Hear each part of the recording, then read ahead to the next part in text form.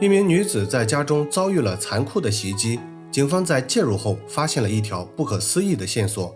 在生命的最后时刻，她挣扎着写下了3个奇怪的字母。解开字母背后的含义，或许能帮助抓到真正的凶手。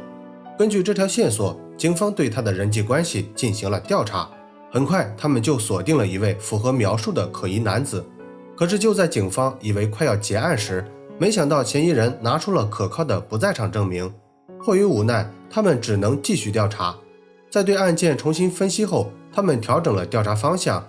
一个不经意的发现让他们终于抓到了真正的凶手。那么究竟发生了什么？接下来让我们走进这起案件。大家好，我是大熊。今天分享的案例发生在美国佛罗里达州奥德马尔。它位于佛罗里达州西部，距离该州第3大城市坦帕仅26公里，人口约为14000人，是皮尼拉斯县下属的一座城市。主人公凯伦出生于1964年2月10日，案发时39岁。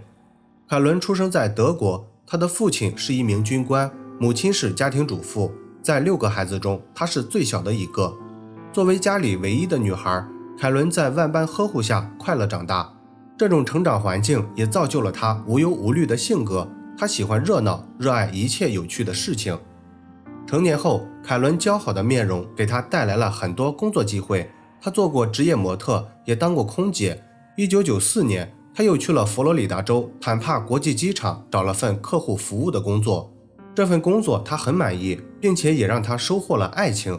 当时她嫁给了一个叫杰夫的男人，不过他们的感情并没有走到最后，最终以离婚收场。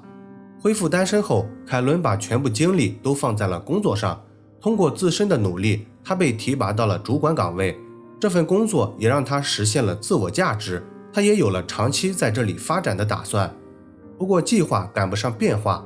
2002年，他被诊断出患有多发性硬化症，这是一种精神类疾病，轻则神经性耳鸣和眩晕，重则可能会引发眼疾麻痹、肢体瘫痪，这让凯伦的生活发生了翻天覆地的变化。自从确诊后，他整天都处在恐慌中，世界观也随之瓦解。原本不缺乏追求者的他，也开始担心自己的晚年生活。当时他已经没有心思好好工作了，一心只想找个未来的伴侣，尽快结婚。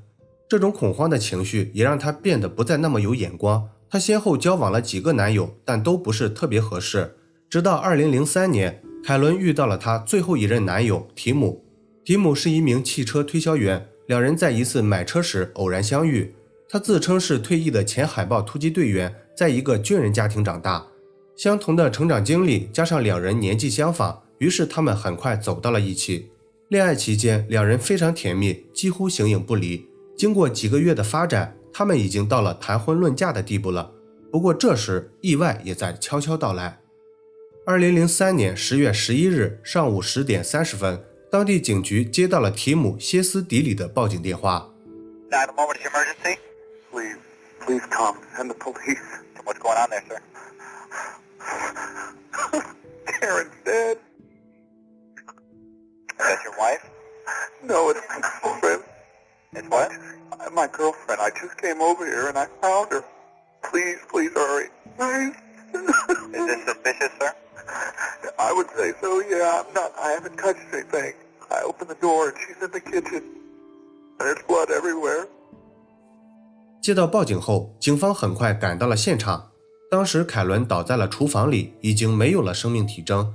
她的身上有10几处伤口，双臂和手掌还有很多防御伤。桌子上摆放着一盒吃剩的披萨，送货时间写着10月10日晚上8点48分。比较奇怪的是，在她对面的厨子上用鲜血写下了3个大写字母。通过检查凯伦的手指，警方认为这应该是她在生命最后时刻留下的线索。作为第一个到达现场的人，凯伦的男友提姆接受了警方的询问。根据提姆的说法，他和凯伦已经恋爱3个多月了，他们的感情一直很好。最后一次见到凯伦是在10月10日晚上7点左右，当时他去了凯伦家，打算商量订婚的事情。由于明天一早凯伦就要出去工作，所以他并没有停留太久，7点30分就离开了。离开后，他就一直和室友乔治在一起。他们在家玩了一会儿游戏，大概晚上9点30分，他们又一起去了帕斯克县的一个朋友家，他们在朋友家待了一整晚。早上起床后，他就开始尝试联系凯伦，但是这时他的电话就已经打不通了。随后他又给凯伦的同事打了电话，在得知凯伦今天没有上班后，他开始担心她的安全，因为凯伦患有疾病，可能会随时晕厥。出于这个原因，他马上开车来到了凯伦的住所。在到达后，他看到凯伦家的前门是半开的，走近后他就发现凯伦在家遇害了。提姆在整个调查过程中表现得非常配合，他主动提供了指纹和 DNA， 并且表示会尽他所能帮助警方找到凶手。后续警方对提姆的不在场证明进行了核实，通过室友乔治的证实，警方首先排除了提姆的作案嫌疑。接下来警方把调查重点放在了凯伦在生命最后时刻留下的线索上。经过梳理凯伦以往的交际圈，一名叫罗克的男子进入了警方的视线。罗克是凯伦的前男友，他有过犯罪前科，并且他的名字与案发现场的字母相匹配。调查进行到这里，警方基本认定了罗克就是凶手，因为这一切似乎不是巧合。随后警方找到了他。罗克对警方的到来感到有些惊讶，由于他有过犯罪前科，对警方还是比较抵触的。不过在得知警方的来意后，他表示愿意与他们进行简短的交谈。根据罗克的说法，他确实和凯伦有过一段关系，不过那已经是过去式了。现在他有了新的女友，日子过得也非常幸福，他不想再与凯伦扯上半点关系。警方看罗克始终不说重点，他们拿出了案发现场带有他名字的照片。罗克看到后整个人都惊掉了，沉思片刻后，他愤怒地喊道：一定是有人陷害他。警方对他的话肯定是不信的，随后向他询问了案发前后所有的活动轨迹。根据罗克的说法，案发那晚他一直与家人在一起，没有外出过。罗克的家人也证实了他的说法。不过即便是这样，警方仍然表示怀疑。随后他们采集了罗克的 DNA 和指纹，然后又检查了他的身体，在确定他的身上没有外伤后，警方才排除了他的作案嫌疑。调查进行到这里，警方遇到了一个难题。既然罗克不是凶手，那凯伦留下这串字母究竟想表达什么意思呢？为了搞清楚这里面的真相，警方又对这串字母进行了仔细检查，结果他们有了重要发现。首先，这3个字母的大小以及排列方式看起来并不像是拼尽最后力气写出来的字体样式，还有就是在这3个字母的底层有一些已经风干的血迹，这说明凯伦在遭遇袭击后间隔了很长时间才写下了这3个字母。考虑到他的伤势如此严重，根本不可能坚持这么久，所以警方认为这3个字母很可能是凶手在作案后为了迷惑调查方向故意留下来的。为了印证这个想法，警方只能把希望寄托在尸检上。案发几天后，警方终于拿到了尸检报告，结果证实了警方的猜测。案发那晚，凯伦遭遇了残酷的袭击，他的脊椎几乎断裂，这意味着他在几秒钟内就已经没有了生命体征。这份报告也很好地印证了罗克的说法，真的是有人要陷害他。警方推测，这名凶手一定对凯伦的个人生活非常熟悉，大概率还是他以前交往过的男人。通过检查凯伦的手机短信记录，警方得知他和一名飞行员有过交往。据调查，这名飞行员是个有家室的人，掩盖婚外情或许是作案动机，于是警方马上找到了他。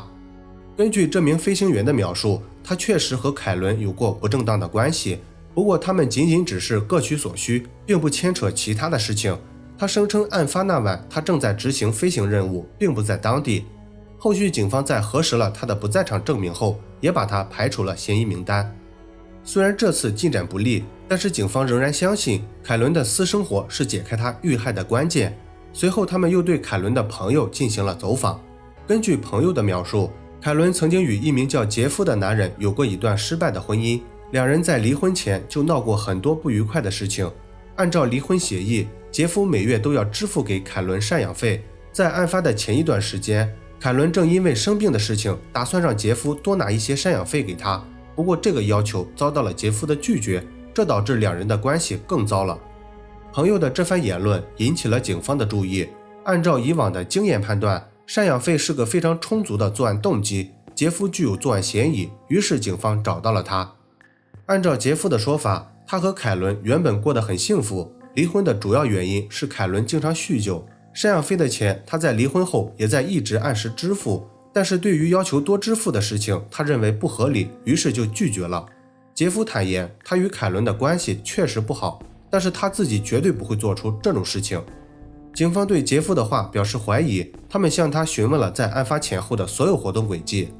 杰夫表示，案发当天他没有在当地，他和朋友一起去了400多公里外的迈阿密。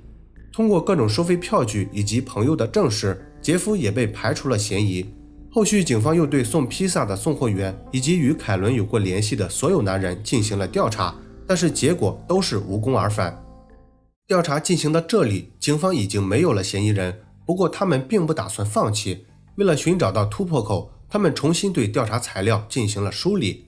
当警方再次翻阅尸检报告时，他们偶然发现了一个看似无关紧要的线索。一直以来，警方都认为凯伦是在案发那晚吃完披萨后遭遇了不测，但是法医在对他的胃部检查后，并没有发现未消化完的食物，这就说明他在遇害前并没有进食。既然披萨不是凯伦吃的，那一定就是凶手吃的。按照这个理论，警方对披萨盒进行了采集工作，他们从盒子上采集到了一枚完整的指纹。经过对比之前调查过的怀疑对象，最终这枚指纹被确定来自提姆。这个发现让警方大为吃惊，因为提姆是他们第一个排除掉的嫌疑人。按照提姆先前的说法，案发当晚他在晚上7点30分离开了凯伦的住所，但是披萨是在晚上48分送来的，也就是在提姆离开之后。出现这种情况只有一种可能，那就是提姆撒谎了。随后警方重新对提姆的不在场证明进行了核实，他们首先调取了提姆的手机通话记录。根据案发当晚他的手机基站位置显示，截止到晚上9点32分，他的手机一直在与凯伦家附近的基站通联，这就说明当时的提姆根本没有离开凯伦的家。带着这个结果，警方找到了当时为他作证的室友乔治。在证据面前，乔治承认给提姆做了伪证。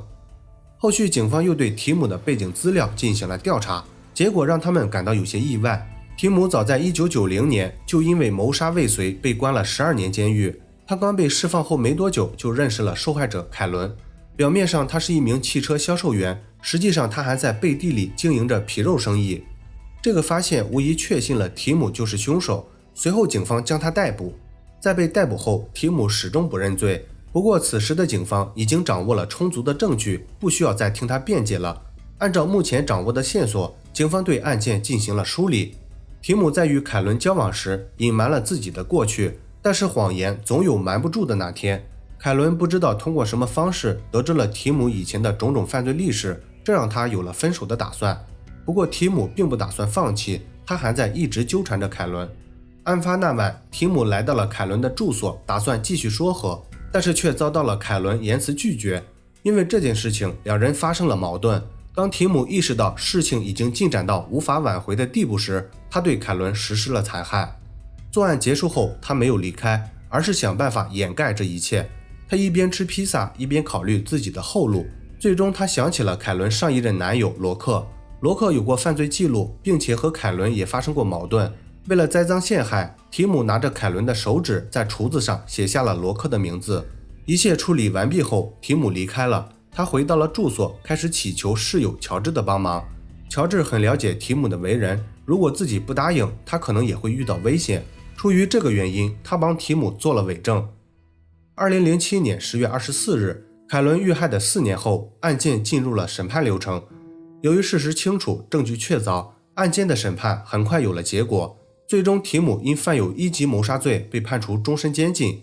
提姆在被关进监狱后，一直坚称自己是无辜的，他提起了上诉，不过上诉最终以失败告终。从结果来看，他将在监狱里度过他的余生。好了，本期案件分享到这里也就结束了。